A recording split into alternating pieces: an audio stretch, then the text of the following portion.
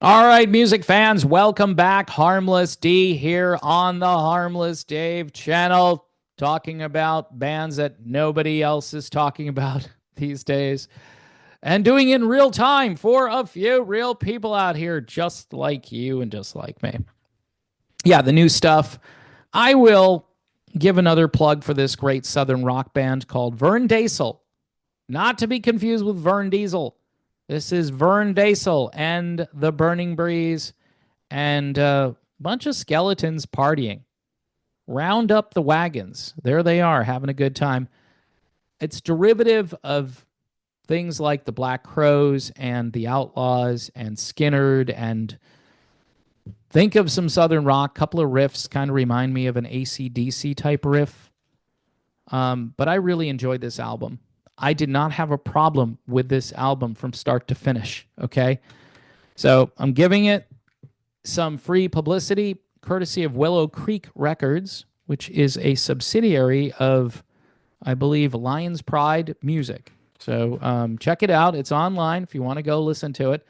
A few people said it's not very good. Other people really like it. So music, it's very subjective. That's all I could say. So, yes, talking about a band that Sebastian Bach is talking about. Holy crap, Batman. The clock has stopped. Something's wrong with the universe. No. Old Sebastian here says something I totally agree with about this Canadian band that most people have never heard of here in the United States. And that band is called Max Webster. And they're really good. And if you haven't heard of Max Webster, you need to go check them out. And so Sebastian was saying, all of you Rush fans are missing out if you don't know about this other band called Max Webster from Toronto that recorded a song with Rush called Battle Scar. I'm just trying to turn all the Rush fans onto Max Webster. Now, he should just turn everybody, not just Rush fans. In fact, in some ways, Max Webster is different than Rush to a degree that it's not like they're a Rush clone or anything like that. Their lead singer, Kim Mitchell, had a couple of songs that I used to play back in the 80s when I worked in classic rock or AOR or mainstream rock, whatever you'd want to categorize it in those days.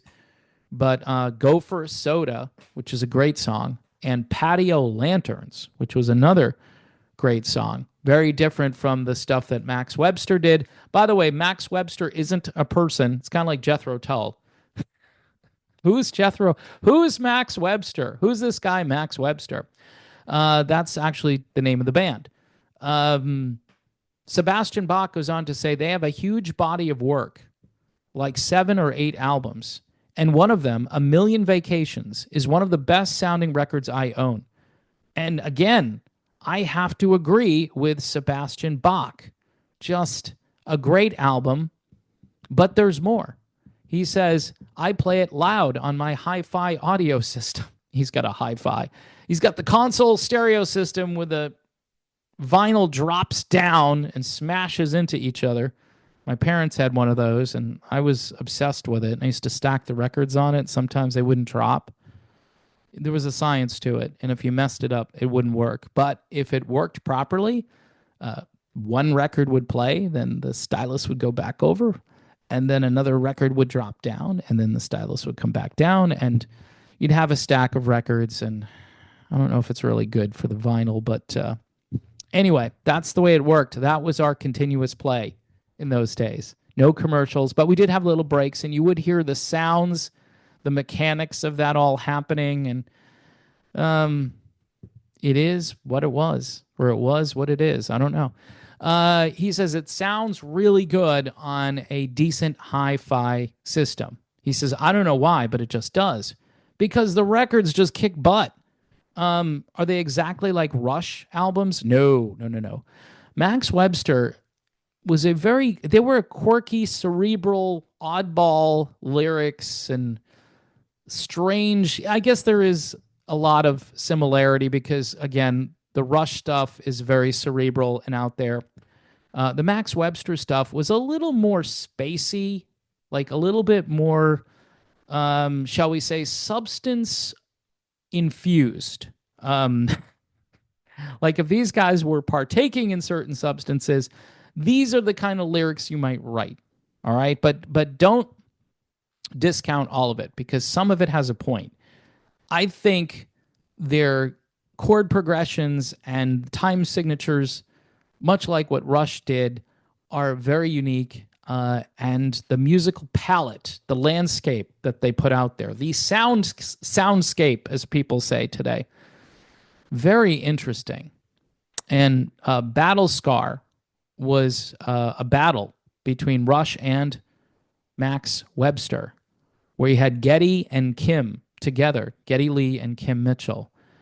He finished with this. I guarantee you, if anybody of you reading this goes and listens to the song Battle Scar, you're gonna thank me later. So I agree with Sebastian Bach. In fact, it's a big upgrade from his band. I'm sorry. I mean, look, if you don't like Sebastian Bach, I understand that. I think the first couple of Skid Row albums are okay, but songs like Paradise Skies by Max Webster, just these are just really interesting songs. And Kim Mitchell, who I believe went on to be like a DJ up in Canada for a number of years. I don't know if he still is. I don't know if he still tours. My buddy Pauly D would know. So Pauly, if you're watching this, you can hit me up. I'm sure he's got all the details on Kim Mitchell. I know Max Webster did do a reunion a number of years ago, but this is just a cool band. Folks, here's the thing about Canadian rock bands. They don't get any respect here in the States, whether other than Rush. Okay, Rush gets a decent amount of respect, but when you think of like Triumph, Loverboy, Chilliwack, I don't know if anybody remembers them, Prism, there's another band I used to listen to a lot. And there are others. The brain's just, it's not functioning 100%, but there are a number of great Canadian rock bands and musicians who just don't register. People think of like Gordon Lightfoot, maybe from Canada, and he did pretty well here in the States. But I'm talking about melodic rock and Max Webster, April Wine. There would be another band that had a great catalog and really didn't catch on here in the States like they should have. But Max Webster, even less. Kim Mitchell, like I said, had a little success on rock stations here in the mid to late 80s and probably deserved a lot more airplay than he got. But, I was like, hey, who's this guy, Kim? I had no idea at the time that he was in this band called Max Webster. The record label was just like, yeah, we have this Kim Mitchell. You should play it. I'm like, Kim Mitchell? And then I checked it out. I'm like, yeah, this is good stuff. The guy writes good songs. So anyway, Max Webster. All right. It's not in the dictionary, Max Webster.